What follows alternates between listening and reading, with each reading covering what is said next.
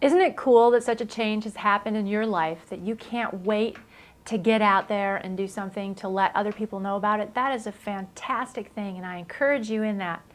You know, I get asked this question a whole bunch.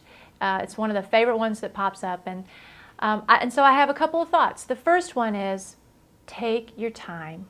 I remember when I first was struggling with eating issues and I woke up in the middle of the night with a vision from God, I thought, to work in this area. And I remember I wanted to run out there and do it right away.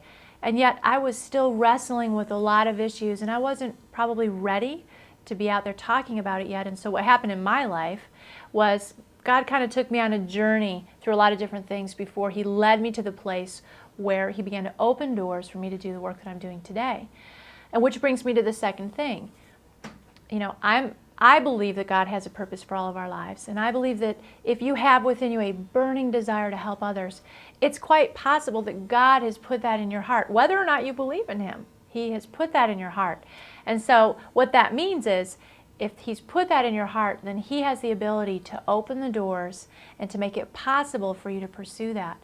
So what I tell everyone who asks me this question is, ask God to begin to open the doors for you. You know, look first to see, am I ready? Am I ready to go tell my story? What happens if people ask me questions I'm not prepared for? You got to do a lot of preparation. But then you want to know that God is leading you that way and trust Him that He's going to open those doors. Don't get frustrated if it takes longer than you think it should.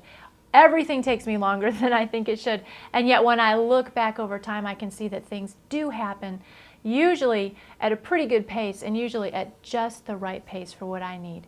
So take your time and look for God to open the doors, and I believe He'll lead you forward to serve others in the way that you want to.